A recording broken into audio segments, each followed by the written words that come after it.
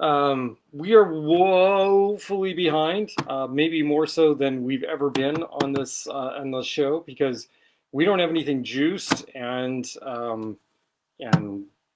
yeah, well, I at least have a plan for this evening, so that's good, I suppose.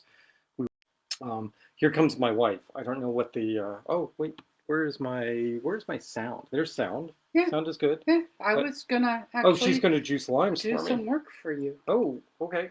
So she's going to do that, and she's going to do some limes. I'm going to throw her at least one orange because we need an obnoxious amount of orange juice for some reason. I don't know why. Yeah, I do, because we're doing a really weird drink this evening. We're doing a challenge. Um, so I went to the wilds of Kentucky, and there was a steakhouse there that had a menu, a cocktail menu, multiple pages, and I posted one of those pages because it had classic cocktails on it, including the Mai Tai.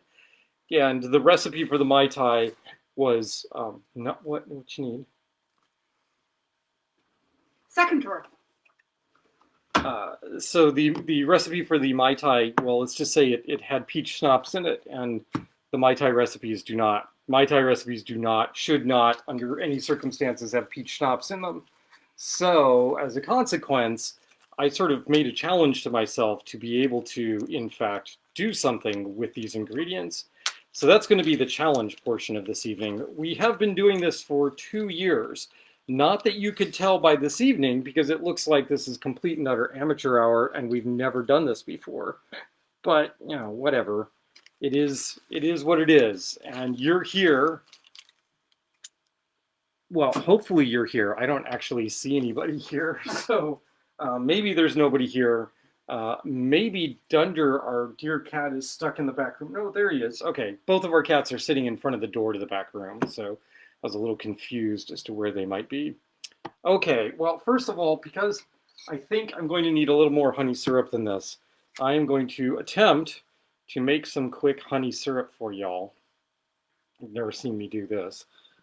It's not that big a deal. So we are going to go um, just a 1-to-1 here of honey and water. So I'm just going to pour some honey in here. And we are roughly 3/4 of an ounce of honey. And then I am going to need roughly 3/4 of an ounce of water as well. So I'm just going to reach over my wife here, around my wife, grab some water, and then we're going to fill this up to 1.5 ounces. Dun, dun, dun, dun, dun. There we go. And then I will take a spoon or some other thing and just casually mix this up. What you looking Do you for? have a container to put the juice in? No. Oh, okay. You're really unprepared. I'm really unprepared. I don't even have a container. The containers filled with old juice are in the fridge. If you would like to go grab those, but if not, don't worry about it. You can just do it this way. Da, da, da, da. So here we do impromptu adding to the honey syrup. Tastes fine to me. We're just going to pour this right in with the old honey syrup. Just like that. I don't know how much lime you need. I only need a couple ounces of lime, so 2-3 limes should be fine. This should be fine. Yep. Lime. Ta-da. And then we're going to shake this up, combine this a little better than just what I could with the spoon. So you get to see prep work this evening. How's that? How cool is that? I don't know. Yeehaw, prep work. Yeehaw. Yes. Maybe that's why nobody is tuned in, is because they don't want to see. We're just doing prep work. Yep, exactly. There we go. Pour a little more of that back in. This is also helping to clear out the last little bits of honey that are in this, because, of course, honey sticks. Like it's supposed to. I know, I should be looking at the camera while I'm doing this. I'm not that coordinated. I've also managed to injure my shoulder in some strange way, so as a consequence, I'm going to take it a little easy on the shaking this evening. I was going to do a Ramos Gin Fizz, and the reason for doing the Ramos Gin Fizz is because if you do it right, you can actually get the foam on the Ramos Gin Fizz to rise above the level of the glass. And I was going to do that, have the foam rise and go, "He is risen! Happy Easter!" But I'm not doing that this evening because that would take way too much shaking, and I don't want to do that. So it's my show. I can do or not do as I want, as long as I have ingredients and or a wife that's willing to make ingredients for me on the fly. So we don't even have anything burning this evening, and we have no music on. So we are really bare bones this evening, and I believe that is why nobody is here. Hopefully there is someone here. I can't see comments, so I can't tell. All right, so this is going to go over here. I'm going to blow that out.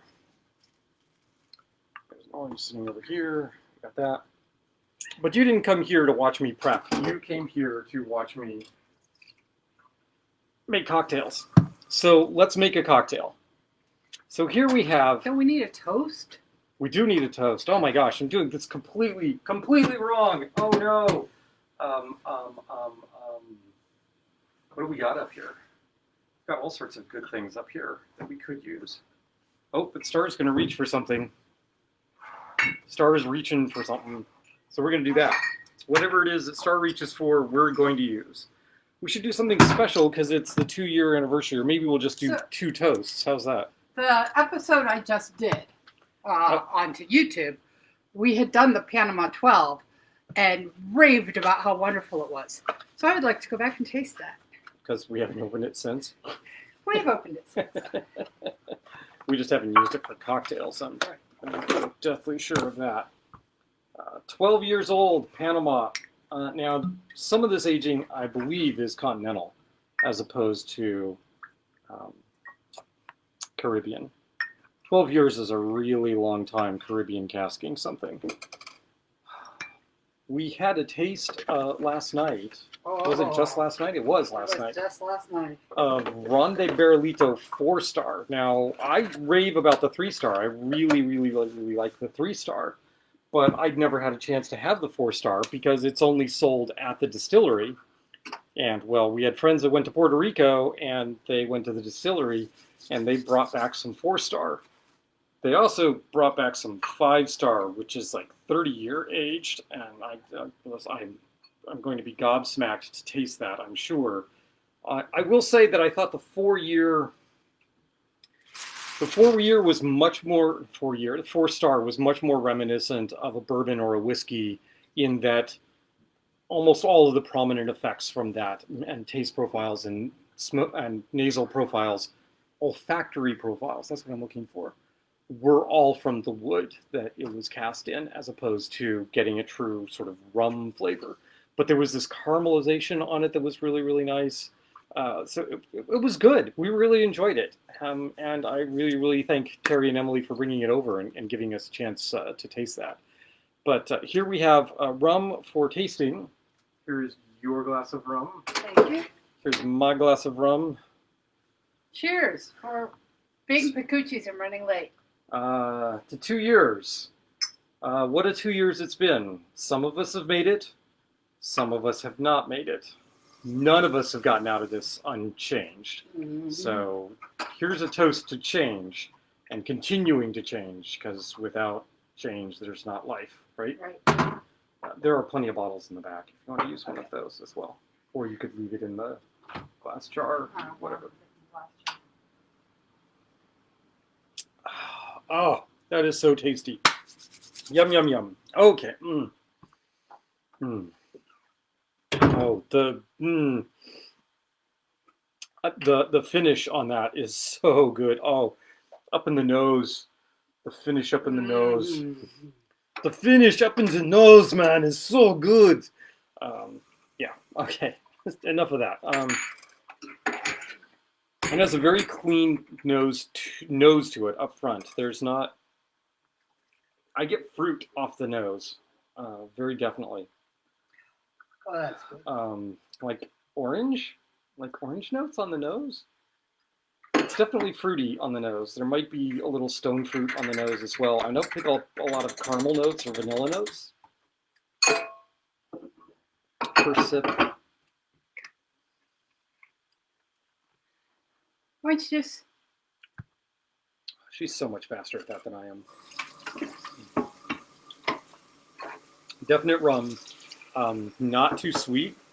In fact, a lot of the rums that we've had recently have been pretty sweet. And Plantation is known for doing a little dosage work, so putting a little sugar back in, so often their rums come across as sweet. This does not come across as sweet at all. There is a definite orange tang to this. Almost an orange rind tang, that really vibrant, biting orange. Yeah, I get that. And then the finish is just, it's hard to describe, but it's really grand and long. I mean, it's not forceful, but it's it doesn't take over everything, but it is quite nice, and it has a nice long finish to it. And I'm still tasting that orange rind. If you hear little chirpy sounds in the background, it's probably our cats. All right, so what are we going to do? So it is Easter Sunday. This is one of the interesting aspects of doing these broadcasts on Sunday, is that every year we get to do a broadcast on Easter. And, well, I think last year I did a Corpse Survivor #2, and we had a zombie afterwards, and we had a zombie Jesus cocktail. I don't even know. The zombie Jesus cocktail, I think, Amanda's here. Had mezcal in it. Well, that's really bizarre, because it usually shows how many people are logged into the stream, and it's not doing that now. But who knows? It's Facebook Live. They may have decided to do away with that feature, so I now can't see anything, which would, that would be really totally helpful, right? Nope, it says, oh, if I scroll down, it says 1 viewer. Great, okay. Stream metrics, everything seems good. I'm just going to come back here so that I can actually see myself in the monitor. Anyway, it's been minutes. We have not yet made a cocktail. We should do that. So this cocktail is called the Resurrection Cocktail. This has a not so good origin to it. So Resurrection Cocktail, you think, okay, you got to do this for Easter, right? I'm trying not to be totally sacrilegious here and do like zombies and, create some drink called the Lich or something like that. The zombie Jesus last year, I think, was a zombie that also included either mezcal or tequila, so it was like the zombie Jesus instead, and a little sacrilegious there, but we're playing around with it.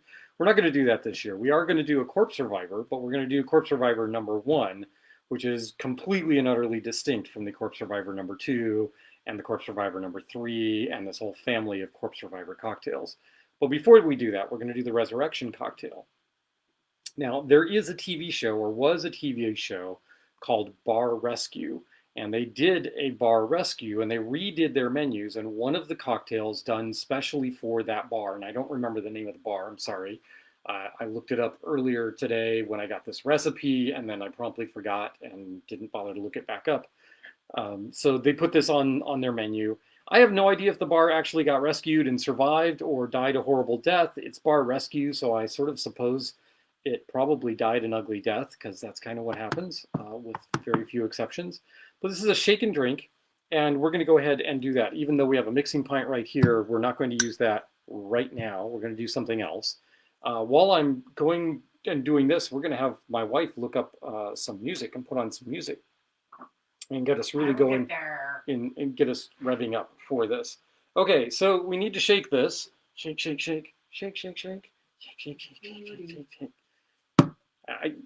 I can shake my booty all you want, and you can't see it, right? So here, I'm shaking my booty, you can't see, whatever. But wearing my Arkham Rum shirt and a Godzilla overshirt, because, that's kind of cool. Lots of things going on. Anyway, stop blabbering, make drink. That's what we're supposed to be doing.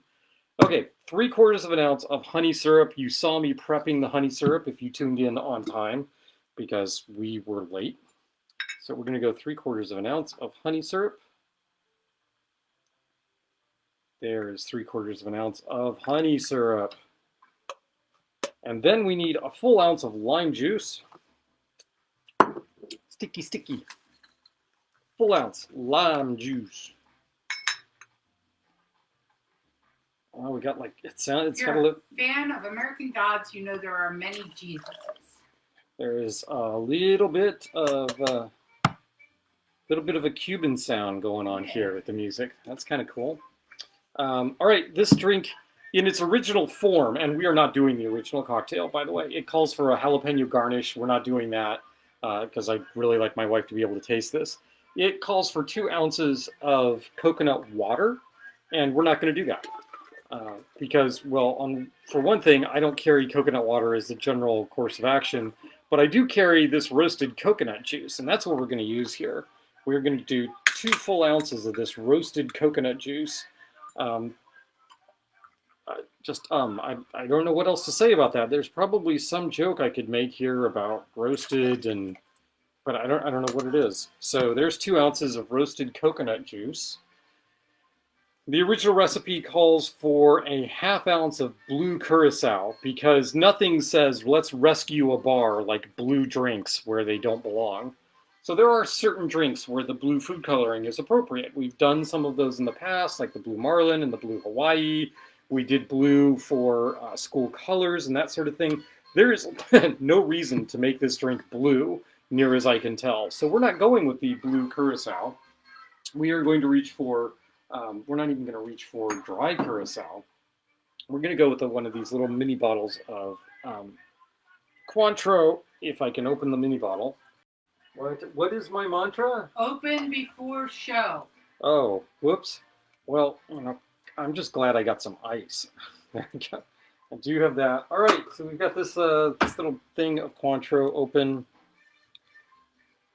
Cointreau is actually less sweet than dry curacao, despite the name involved.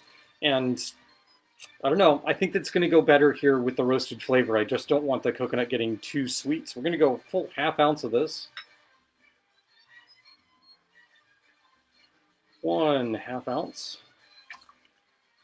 By the way, I was traveling recently to Kentucky, and you could carry along a bunch of little bottles of mixers like Cointreau or triple sec or something along those lines if you really wanted to do that for your cocktails, because you certainly don't want to have to buy a full bottle of triple sec while you're out on your travels.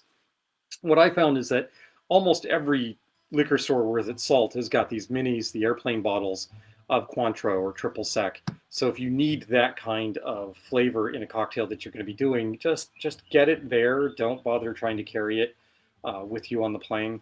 It's just kind of a pain in the neck. So the next up is, and this will tell you exactly all you need to know about this cocktail, was that the original formulation of this cocktail called for 1.25 ounces of Captain Morgan spiced rum. So we're not going to do that. We are going to use a spiced rum, however. We are going to reach for my favorite spiced rum, and y'all know what that is? Anyone? Anyone? Besides my wife, who I know she knows what it is. Anyone, I guess, would be Amanda. So we are going to use 1.25 ounces of the Chairman's Reserve spiced rum. It's really, really good spiced rum. It's from St. Lucia. It is, by almost all considerations, the only spiced rum that most tiki aficionados will stomach coming straight out of the bottle. So there's 3/4 ounce, and then we need another ½ ounce. Fractions are good. I mean, they're not as good as metrics, but you know how hard it is to find jiggers that are in metrics and recipes to match? Okay, we are almost out of the Chairman's Reserve spiced rum. We were so close on that I dug out my spare bottle. That's how much I love this stuff. Quite good. So that's in there. So this is just a shake and pour over ice into a mug of your choice, which would be probably something, I don't know, that had the bar's name on it or something along those, some clear thing like that. So what are we going to do? Well, we're going to reach in and we're going to grab a goblet and make this thing look kind of cool. So there's a Inuele 2021 goblet. We're going to throw some ice in this and shake it up. Shake it up. That's what we're going to do. Ice. There. Ta-da. Man, I'm dreading this last drink.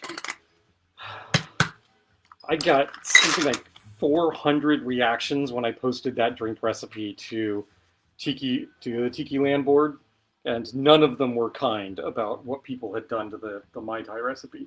Okay, so here we go. We're going to shake this up.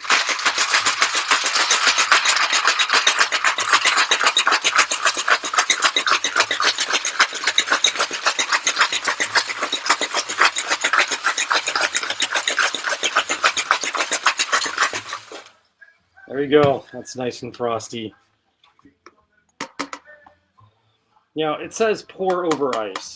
I don't know that there's any reason why we need to put this over fresh ice, aside from appearance sake, if you don't want crushed bits of ice showing up, but I'm not going to worry about that. What I will do is I will strain it and then dump ice in. So we'll do an almost open strain, such, because I don't really know what the volume is on this, and then we can add the ice this way. Do not climb on the keyboard. And well, what do you know? I should have just gone with that because that is perfect to the wash line. So what do we do with this? So here we have a resurrection cocktail. Again, I do not know why it was called the resurrection cocktail, but hey, I found it online. It seemed like a good thing to do for Easter. We're going to stick a nice green straw in there. Feels to me like it needs a little something in terms of color, garnish, and normally what I would do would be like stick some palm fronds in there or something along those lines, but I don't really have that on hand. There is lime juice in. There is some lime juice in there. So why don't I do this? Why don't I take a lime and a knife? Where's my knife? My knife's gone. It's in the back. I just used it. Oh, she just used it, right? It's in the back, right there. 2 years I've been at this. 2 years, and I still don't got this right. That's not true. This is just a particularly strange episode in terms of level of preparation. So my apologies there. Here we go. We're going to just put a lime wheel on there because I think that will look really nice. There we go. That looks better to me. And here we're going to give a sip of the resurrection cocktail, and let's see if it was capable of bringing a bar back from the dead on bar rescue. Here's the resurrection cocktail.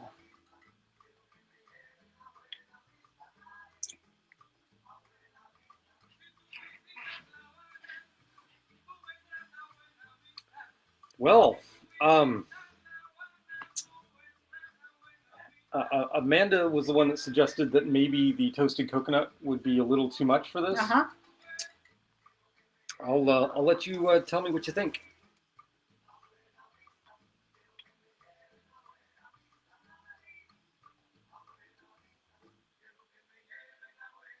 I also may never see this drink again. No. Toasted coconut is not overpowering at all. But it's there. Yes. It is one of the primary flavors that you taste. Do you want another sip before that disappears? Yeah, because this is okay. I will say this, despite having it only has 1.25 ounces of rum in it. It's really not that. It could do with a little more oomph, I think. Too. Yeah, because it's a nice patio drink. This just goes down. Yeah. Yeah. There's if it's going to go down that quickly, maybe there shouldn't be more oomph in it. That is a good point. I think I want more rum in there, though. Okay. I do think that the toasted coconut and the spiced rum are both combining, but you're losing some of the more subtle elements of that particular spiced rum. So I might go with something a little more zingy, like an overproof Demerara, as like another 3/4 ounce in there, and just really kick that up, and we'll see where that would go. I think that would be quite tasty. The bar is in New Orleans. Okay, so the bar is in New Orleans. It was originally called Turtle Bay. The Turtle Bay Bar in New Orleans. Okay. And it got changed to called Spirits on Bourbon. So it got called Spirits on Bourbon. Okay, Yeah. so you got an interesting play there on the whole ghosty New Orleans thing. Yeah. All right. Yeah. Uh-huh. That's where the drink is from. Is it still there? Let me look. I'm going to have a little more of the Plantation Panama because I don't have a drink in front of me. I think that's okay because the next drink is. Yes, it is still there. Wow. Okay. Can you pull up a menu and see if the Resurrection is still on there? Now, that cocktail, by the way, as you might remember, I said it comes with blue curacao and it's garnished with a jalapeno. I don't think a jalapeno would do anything to make that drink better. In fact, I think the jalapeno would completely overpower that cocktail. They So, do not seem to have their cocktail. so I would not be a fan of garnishing that with a jalapeno. That just seems wrong in many ways. But maybe that's the resurrection element of like, wake you up. And speaking of wake you up, there's a line of cocktails, there's a family of cocktails that are called the Corpse Revivers. And they get their name because of the presumed effect of kind of the hair of the dog effect, right? You're supposed to take one of these in the morning and it's supposed to perk you right up after a night of drinking and get you going again. There's a note in, I think, Henry Craddock's Savoy cocktail book about, but if you have four of these, it will put you right back dead. So don't do that. So the Corpse Reviver number 2 has become the standard Corpse Reviver. And if you just say, I would like a Corpse Reviver, chances are the bar is going to give you a Corpse Reviver. And that is in equal portions gin, lemon, uh,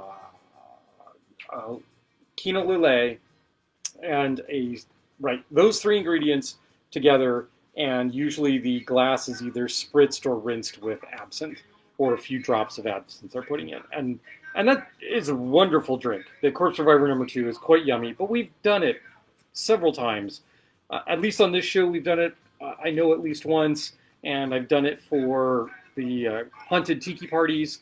So it seems like it's a little overworked. But there are other cocktails in the Corpse Reviver family. For instance, there's the Corpse Reviver number 3. Now, the Corpse Reviver number 3 goes in a completely different direction because the Corpse Reviver number 3 has equal portions brandy, Fernet Branca, and creme de cacao, no, creme de menthe, white creme de menthe in it.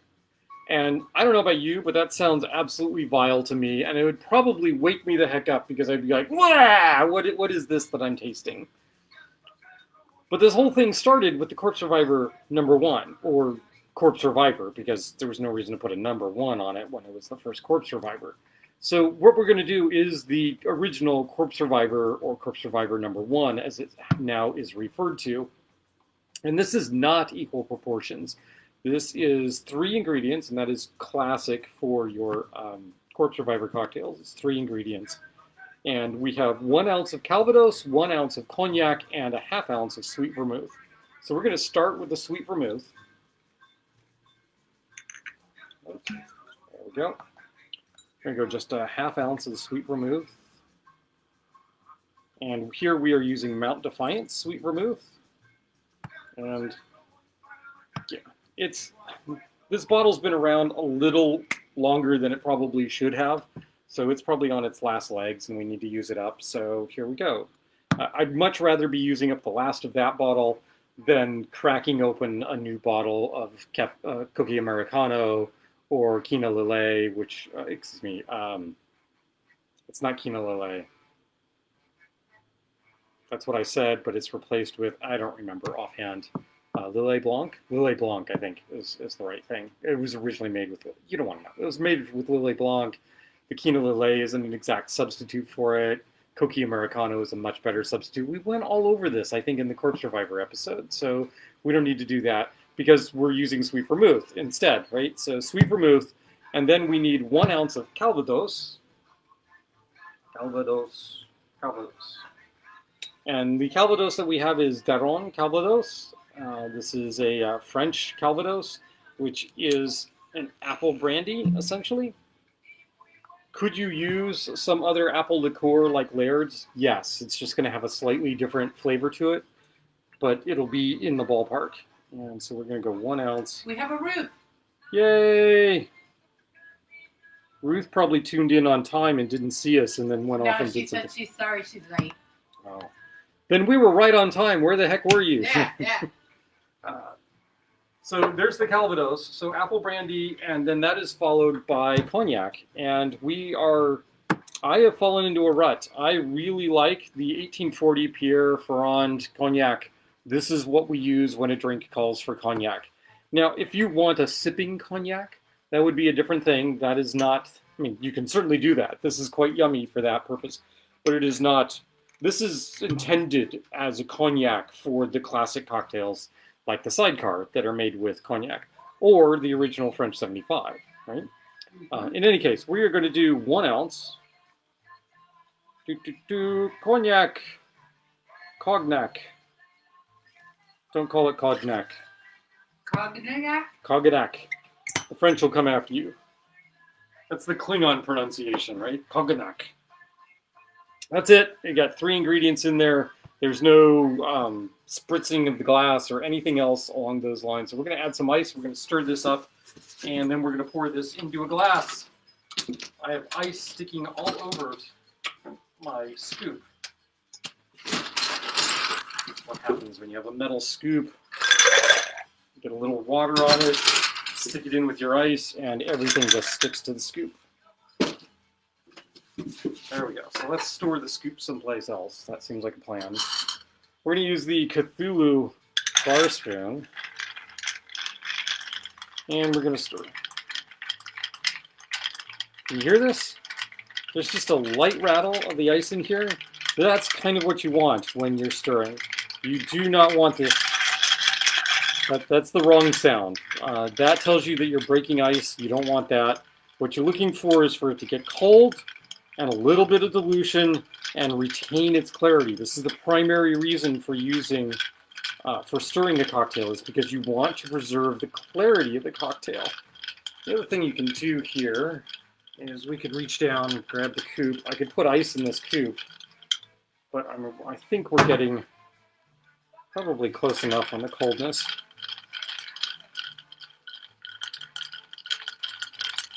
And the hand gesture here, I am really doing very little else than pulling with these 2 fingers and pushing with these 2 fingers and letting the bar spoon just rotate between those fingers.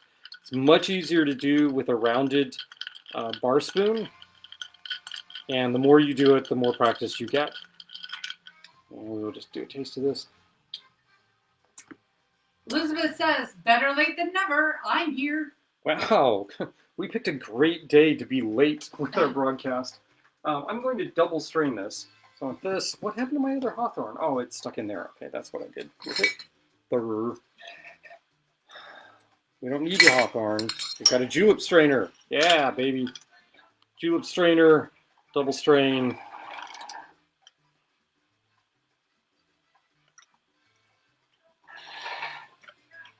As far as I know, the Corpse Survivor 1 has no canonical garnish. And in fact, I don't think it is garnished. So that's a little bit, it's not terribly unusual for a stirred cocktail.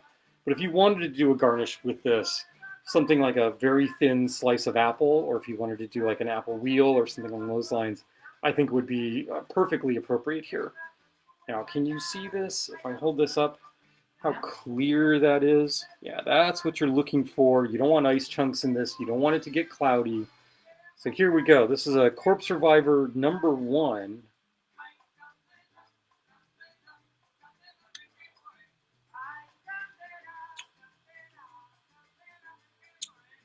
So I think I overstirred. There's a little more dilution in here than I really want. B, I think the Corpse Survivor 1 fails the test, at least for my purposes, of being that bright, wake you up kind of cocktail. I think the sweet vermouth is actually not a good call for this cocktail, as the sweetness of that really sort of muddies the drink just a bit. I really want to add some citrus to this.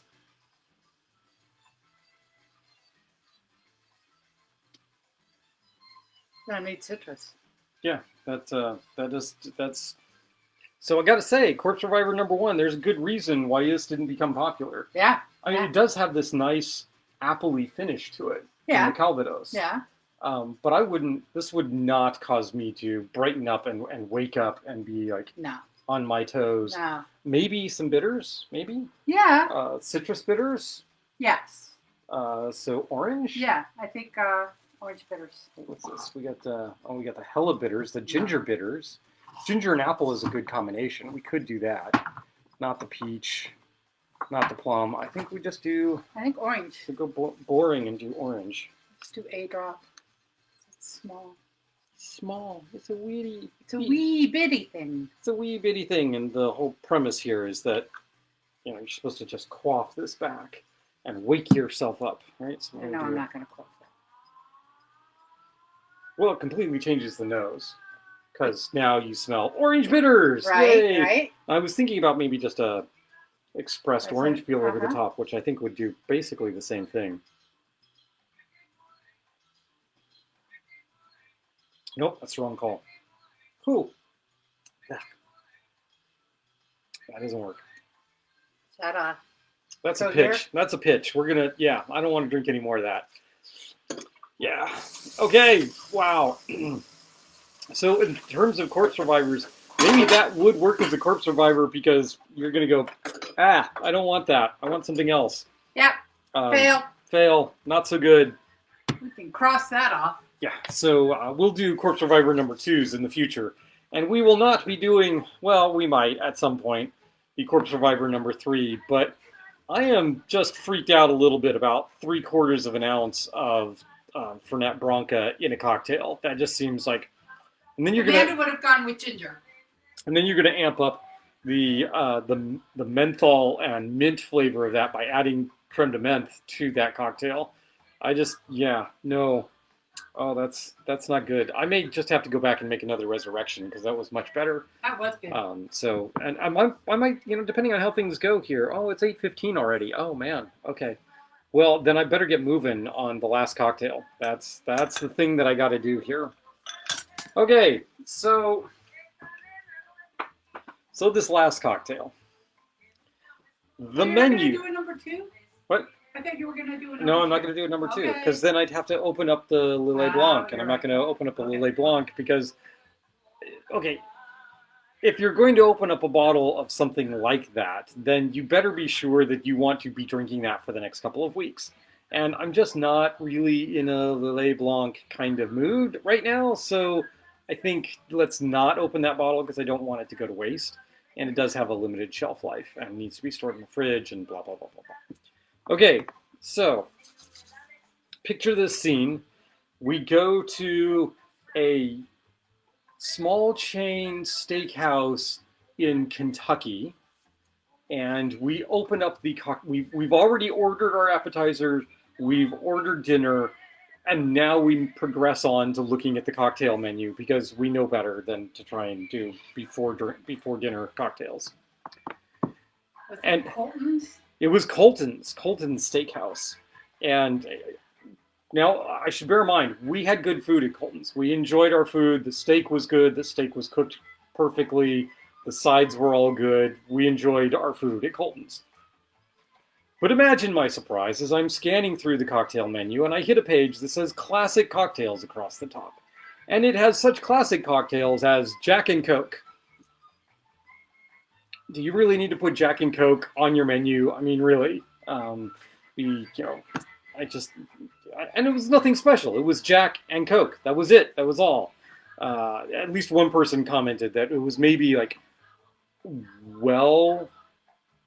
whiskey and some supermarket brand cola. That was probably what they were marketing as Jack and Coke. But who knows? Who knows? In any case, about halfway down on that page, there was a recipe for a Mai Tai. Now, I got to warn you, first of all, almost all of these recipes had mix in them, whether that was sour mix, Bloody Mary mix. I mean, really, who makes a Bloody Mary with vodka and Bloody Mary mix? I mean, it's not that hard, okay? Tomato juice, all right? So you knew not to expect much. But then it starts off with rum, and it doesn't specify the kind of rum. Okay, well, I mean, that could be fine, right? Depending on what you're going to do. This is not a tiki establishment. We know better. Second ingredient, peach schnapps. Wait, what? No, there should be no peach schnapps in your Mai Tai. What's the rule on Mai Tais? Mai Tais should not be pink. Therefore, seeing grenadine on the list made me even more leery of this particular cocktail. And then it goes into orange juice and pineapple juice. Wait, what? No, neither of those are in a Mai Tai either. And then it floats dark rum on the top. Oh, okay, I guess, maybe, sort of. Um, but whatever that is, it's not a Mai Tai. Could it be yummy? It might be. I don't know. I went with a root beer instead after looking at the cocktail menu. But tonight, I have set forth my challenge, which is to take those ingredients. Uh-oh. Amanda, I guess I should toss my Lillet Blanc. I opened it a couple of years ago for a Vesper Martini, one of my first COVID cocktails, and haven't done anything with it, and it's been in the cupboard. Oh, yeah. So, Amanda, I mean, you could open a new bottle of Lillet Blanc and taste the old bottle of Lillet Blanc and see what they're like in comparison to one another. But I am guessing that your bottle of Lillet Blanc that has been sitting in the cupboard for well over a year is probably not a good flavor. It certainly isn't what you want from your Lillet Blanc in a cocktail. So yeah, that should probably go. Or keep it around and use it for punch. Yeah, just stick it in somebody's punch when they're not looking. No, no, don't do that. No, consent. All right, so we're going to use these ingredients and we're going to try and put them together into something that actually sounds like a cocktail. So let's do a little research. Hop online, tap, tap, tap, tap it away, tap, tap, tap, tap. And let's see, rum, peach schnapps, orange juice, pineapple, grenadine. Up pops a recipe. Really? I'm a little shocked here. The liquid sunshine cocktail has all of these ingredients in it, but it does not separate out the rum. It just says rum, peach schnapps.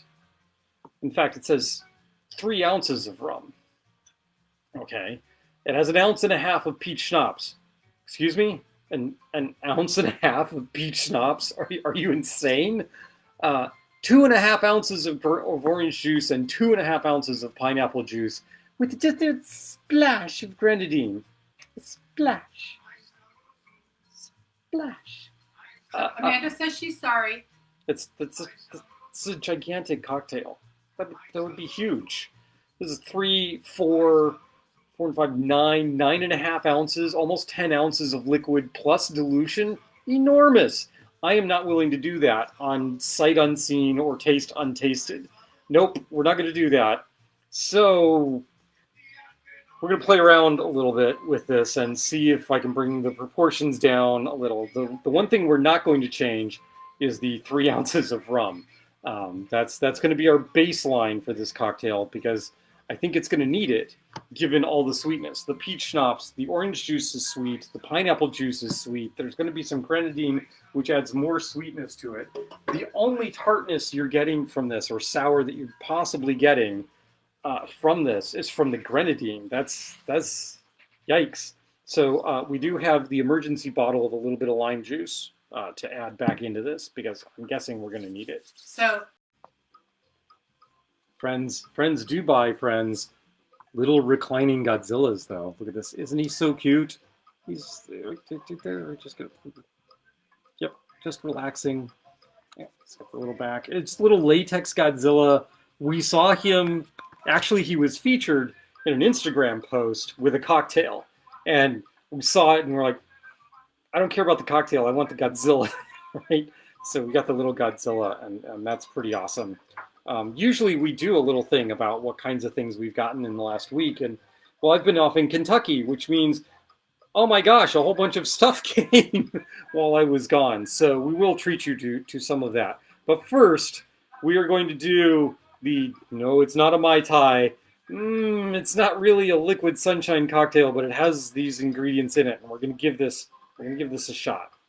So first of all, I'm going to keep to the heart of this cocktail by reserving off 1 of the ounces of rum for a 1 ounce float of dark rum. And I want to make sure it floats, so we're going to go with 151, so I know the specific gravity is lighter and it should sit on top. Okay, so that means I need 2 ounces of rum. I have no specifications for what kind of rum they might use. which would usually cause me to suspect at this bar that it's going to be Bacardi, but I'm not willing to go there. I am going to reach for, oh, why not? How about the Hamilton White Stash, right? So this is a blend of rums, should be particularly tasty, has a lot of different flavors in it, and I think that will give this a little life. So we're gonna go with 2 ounces. Wait, no, I want to cut this in half, don't I? Yikes! All right. Pour Okay. it in the shot glass for me. Pour it in a shot glass for you, right? I'll make something with it later. All right. So what do I want? I want 1 ounce of this. Is what I want because we're going to cut everything in half here. Okay. Cutting everything in half. So 1 ounce. There. Have some white rum. Hamilton White Stash. So then the recipe calls for 1.5 ounces of peach schnapps. First of all, I think 1.5 ounces in the original cocktail is way too much. So I'm not even going to go half of this, which would be 3/4 of an ounce. I'm going to go 1/2 ounce of the peach schnapps. And we've got some De Kuyper peach schnapps that is used for making fuzzy navels around here because my dear, sweet, lovely wife likes fuzzy navels, and I got no problem with that. So there we go. We're going to do 1/2 ounce of De Kuyper peach schnapps. Then it calls for 2.5 ounces of orange juice. Well, if we cut that back, that's 1.25 ounces. I still think that's going to be high, so I'm just going to do 1 ounce of orange juice.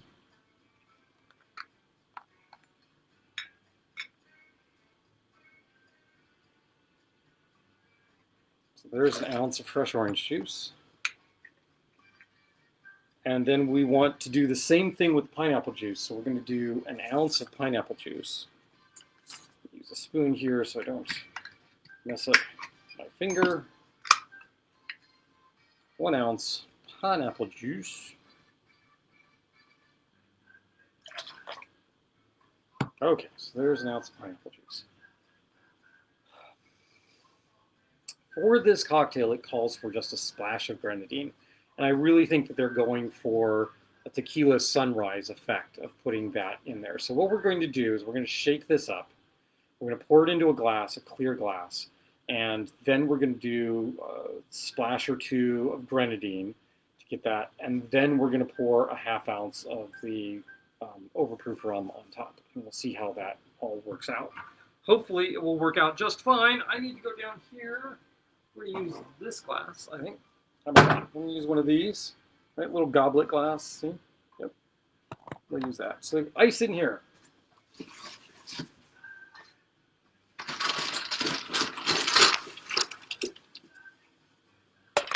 I repeat, this is not in any way, shape, or form, has no bearing on a Mai Tai. This is not a Mai Tai. There's no orgeat in this. It is not a Mai Tai. There's no lime juice in this. It's not a Mai Tai.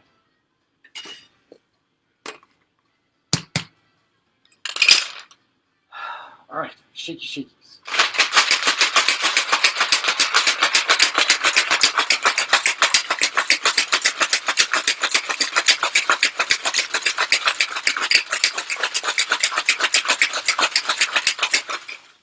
Ah, the dulcet sounds of ice breaking apart. Over here. And then, let's go ahead and strain this in here. I think that's probably the right call. See what this looks like. It's very pale.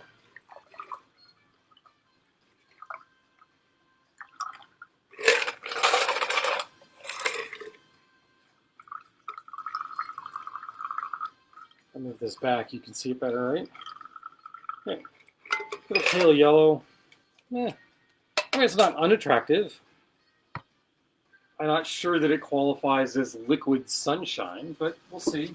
Let's toss a little ice in here.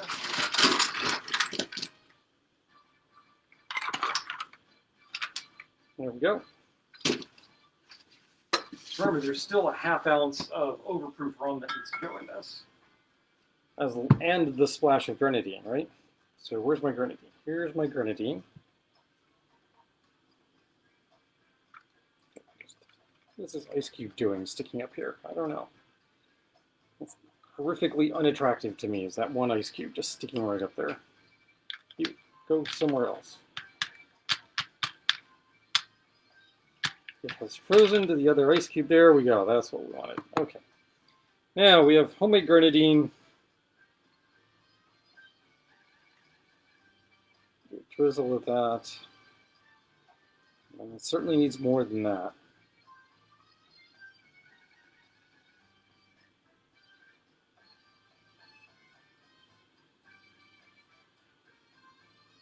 Okay, so there's a little bit of red there. I think one more bar spoon. And this is, what's a measure of a bar spoon? Well, bar spoons are all different. What we're doing here is we are adding grenadine mostly for looks. So there we go. That begins to look a lot like a tequila sunrise. All right, so here you've got the little bit of red at the bottom, right? Looks like a tequila sunrise. Okay, and then we have 1/2 ounce of an overproof rum going on the top of this.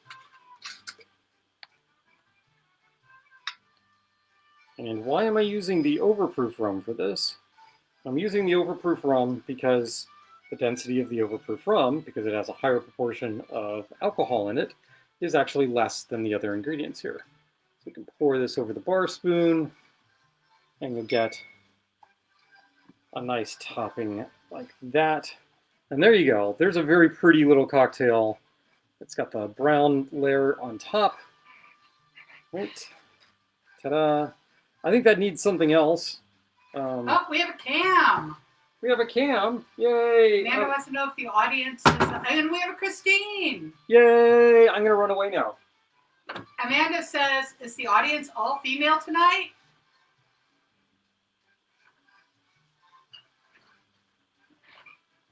The audience is not all female this evening. Dunder Kitty is around here somewhere, watching us, waiting. What he's waiting for, I'm not sure. Hey, Chris. Hi, Cam. Hello there. So we went online and we visited Dizzy Diva.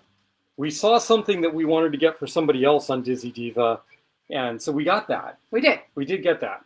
And then there was this pic, which my wife is going to have to take around because I'm sure you cannot see that. That's a toucan sitting on top of like some tiki beads and stuff. So it's a little toucan, right? It's fuzzy because it's not focusing on the toucan, but that's that's whatever you can do. I disappear. There you go. I got it. So that was really cool, and I knew that we were getting that. I knew that we were getting the other picks for friends, but what I did not know was we were getting this one, and this is the one we're going to use this evening. I think a nice cherry is going to go well in here, so we're going to put that on a pick. I don't know how to make it focus.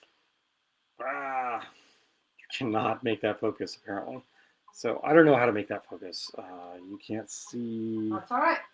There you go. But anyway, so there's some little metal beads on this, and there's a skull, and there's 2 little wings that come down, and there's some more metal beads below it. And it's a really great pick for, I don't know, putting cherries on. So that's what we're going to do. Oh, Elizabeth says there's at least one male lurker. Okay. All right. I can take a guess. Yeah. All right. I'm going to put that there. All right. Oh, Cam said if I put my hand behind it, it might focus. Maybe. All right. So then we're going to just stick that right in there. And the little skull sticks up just cute like such.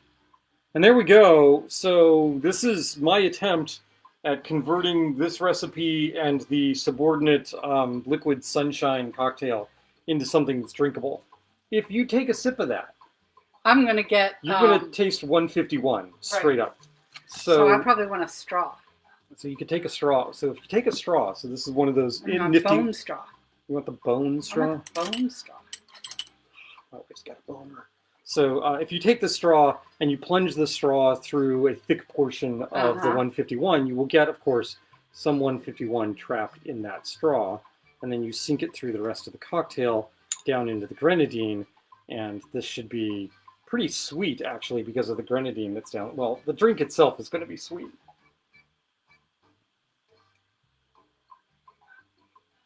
Totally. She'd totally drink that.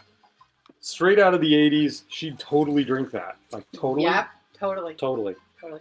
Chris, what So, cruise line are you doing for your Panama Canal cruise? so I got to tell you, I mean, this is a rum and juice drink It is.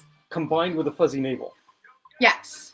right? So you've got rum, you got some pineapple, you threw in some peach and the orange juice to add a fuzzy navel to Right. an otherwise, cocktail. I'm going to guess that I want lime in this. You're probably going to write, you probably are, but I'm going to take it away before you can do that so you can make another one. Oh no! Oh, oh! No, Unbalanced and oversweet. oh, that's not And good. Very much a fuzzy navel derivative. That's a fuzzy navel derivative. Oh, yeah, no. How much time do I have? I'm Go over. ahead. I'm You're over fine. time. I'm over time. I should. No, No. you're fine. Okay. All right. What am I gonna do? Oh my gosh. All right. Wow. Whoa. That's got way. That's still got way too much peach schnapps in that. Wow. Even at only half an ounce. Okay. So let's do. What are we gonna do here? The Hamilton didn't do it. The Hamilton White Stash was not enough. It's not enough punch for this. All right. We're gonna go big guns here. We're gonna go with the Probitas. We're gonna go full ounce of the Probitas.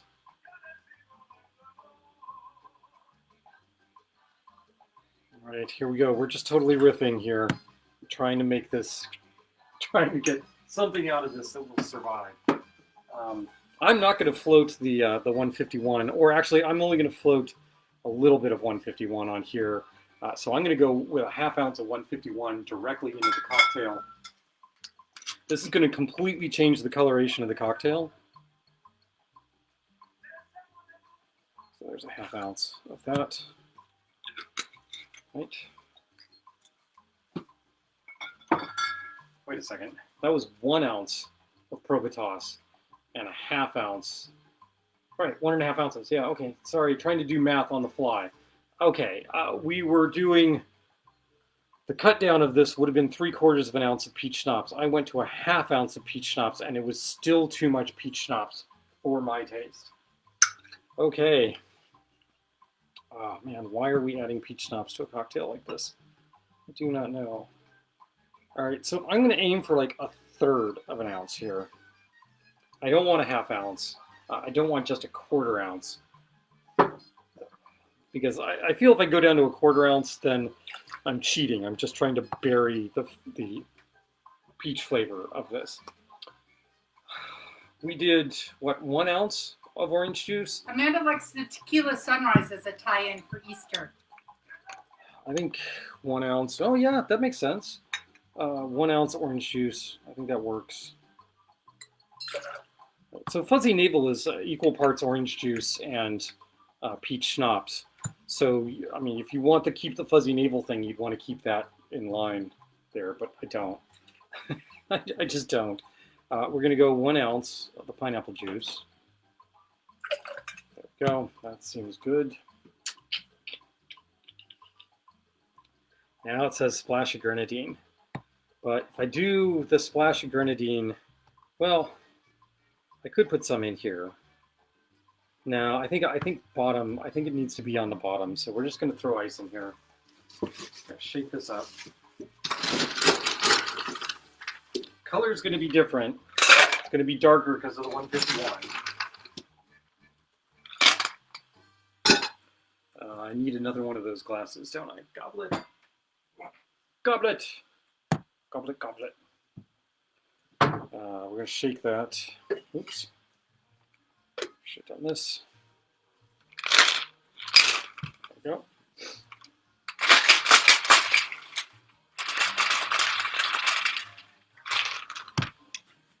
think it needs bite. I think it needs some bite to it.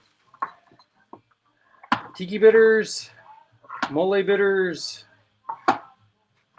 Hey, let's go with some Typhoon Tiki bitters by Embitterment, which is a local company. Oh, maybe not. Open the bottle ahead of time. I didn't know I was going to need this bottle, so I didn't open it ahead of time. There we go. All right, so now we have this open. Dun, dun, dun.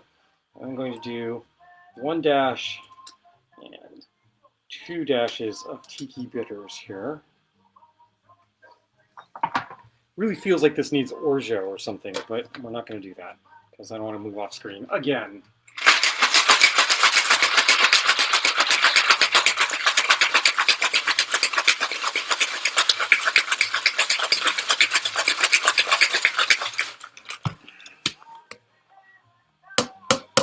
All right, that can go over there in the sink. I'm just going to dump this just like that. All right. See how we're doing. Oh, we're going to come up to the line. See, that's why I shouldn't have done that. Oh well. Let's do it this way. Just reach in with the julep strainer, pull the ice out. There's some ice, comes out. A little more ice out. There we go. So, all Cuban music this evening. Okay. All right, so far so good. Now, like any good bartender should do, I will take a taste of this and see where we are.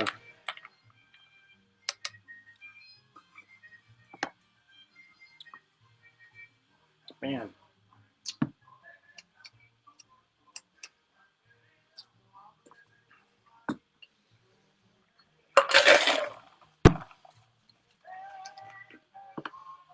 It is not bright. It is muddied and kind of meh. Half-ounce lime juice. Let's give that a shot. Really wanted that to be better. We're trying. We're trying. It just goes to show you, peach schnapps, not a good mix here. Short shake just to incorporate that lime juice. Goes back in the glass.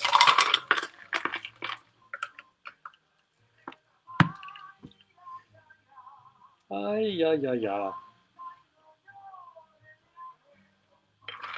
I'll pull more ice out of this. How did that happen? Oh yeah, because we threw another half-ounce in there. That's why. I'm having a world of time here. World of time? That's not working. Okay, we're going to try this again. Stick a straw in there. Taste this.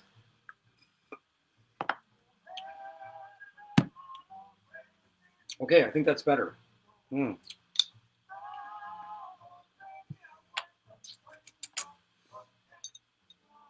going to do the grenadine. There's one. This time we're only going to get 2 bar spoons of the grenadine because it was just way too sweet. How are we doing here? It's looking okay. It's all right. And then we could do like as much as another half-ounce, but I think maybe just a 1/4 ounce of the 151 on top.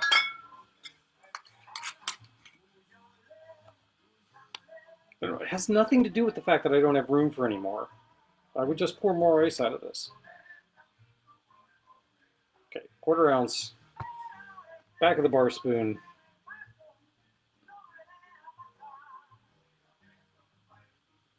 There we go. Okay, you still got that same little bit of brown topping on there, right? You have the grenadine down there. Stick a straw through that. Just let that sink slightly into there. Now we're going to try this. Here's hoping.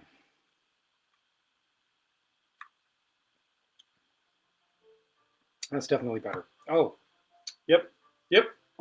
There we go. That works. Wife, you want to try this? Yeah. Much better.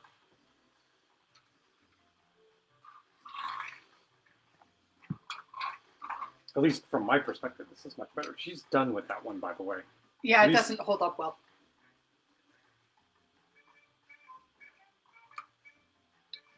Oh, it's a much better drink. Yeah. All right, so here's the secret. Add some lime juice. You need to have these drinks balanced. If you have too much sweetness in the cocktail, you can either cut back the sweetness or just add some sour in. There's no sour in this cocktail originally. There's no sour specified in the original drink recipe. It's rum, peach schnapps, grenadine, orange juice, pineapple juice, and a float of dark rum. And that's just not going to work. And to call that a Mai Tai is just wrong. But aside from that, even if you go with the recipe for the liquid sunshine cocktail, it's just overpoweringly sweet. This, just adding, cutting everything in half, first of all, and then splitting your rum base between the Probitas to get a little bit of the Jamaican funk in there and the 151 gives it some character and it stands up well. And then you kind of cut the peach schnapps way, way back. The peach schnapps is still there. You can still taste the peach schnapps. But again, if you go as much as a half ounce in here, you're just going to have peach. That's what your primary flavor is going to be. And maybe that's what you want, in which case order Fuzzy Navel and don't go through all this trouble. But I find this to actually be quite yummy. If I were to take the straw and just stir in the additional 151 and mix up the grenadine from the bottom, let's see what we got.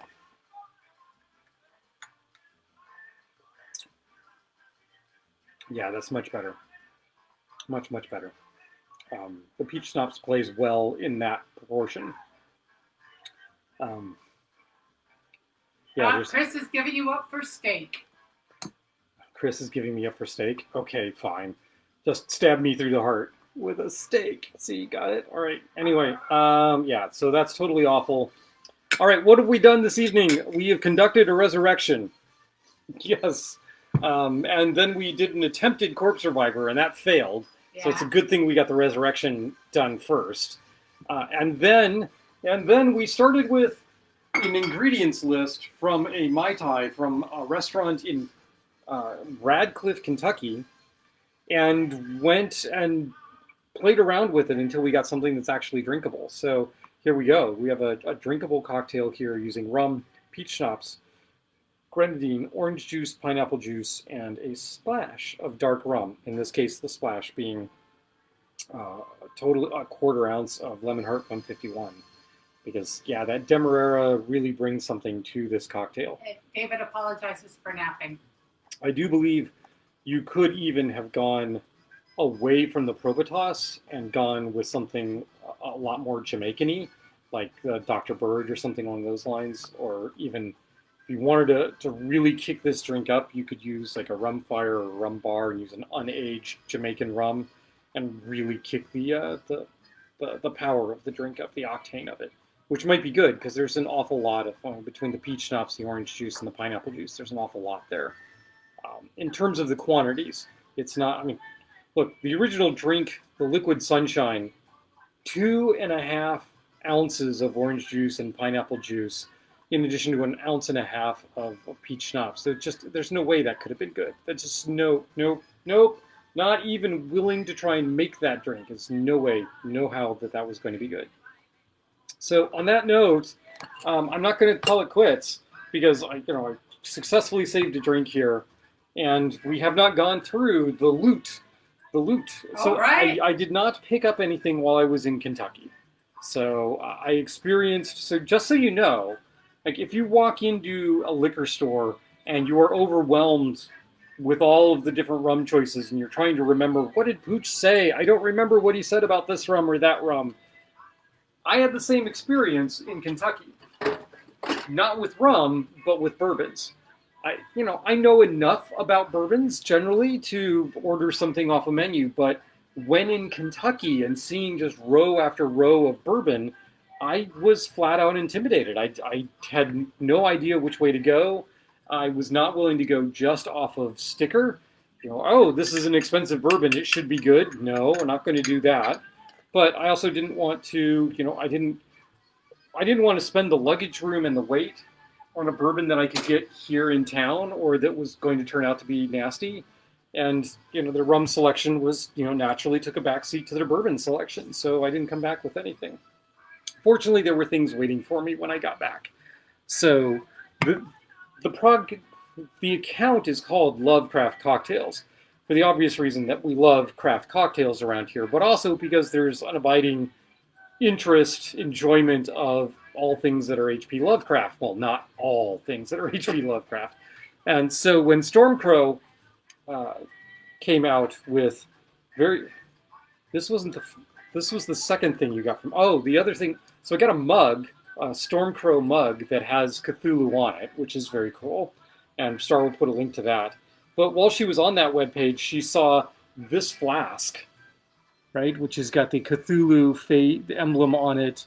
It says "Great Old One" from Stormcrow, and it's got the mirror, or not the mirror, the window in the back, so you can see how much booze you have left. So that may become, one of the flasks that I wander around with. Excuse me. So that was cool. We got the picks. We got the coffee mug. We got the flask. What else did we get? Right. I went a little crazy. I Things went well at work, and that was good. And so I treated myself, and I went online and picked up some more statuary. And so here is the latest addition to the Cthulhu-themed statuary. So here you go. Yep, there you go. It's like a little meditating Cthulhu, right? Yep. So this is not a small guy. This is taller than my Pilsner glasses. Right? Here's a Pilsner glass. He's taller than that. So yeah, he goes on the bar. Not up here. He's going to go over on the side here, where I don't know if you've been here before. As you come down the stairs, you're staring at a bunch of Cthulhu, Lovecraft, Arcana over here, and that's where he's going to go. He's going to go off to the side there. I think that's it. I think that's what does it, or has done it for the week. So we've got some lime juice left over. We got some orange juice left over. Those won't last very long. There's a little bit of White Stash. Nope, I'm sorry. That's Plantation Panama. There's a little White Stash rum that my wife is going to drink, and we're going to call it quits. We managed to make a daggone good cocktail out of strange ingredients. We did a Corpse Reviver that didn't really work for us, and we did the Resurrection, which may be the best thing to ever come out of a bar rescue show. So we're going to go with that and call it quits. Thanks for tuning in. We've been doing this for 104 episodes, which at 52 episodes a year, once a week, that's 2 full years of doing this. And some of you have been with us pretty much since the beginning, and I am just incredibly grateful for that. So happy Easter, or whatever you want to celebrate today. Thank you for tuning in to Lovecraft Cocktails on our 104th episode, celebrating 2 years worth of coming to you. And we will talk to you next week when we do, I have no idea. So tune in and be just as surprised as I am. How's that?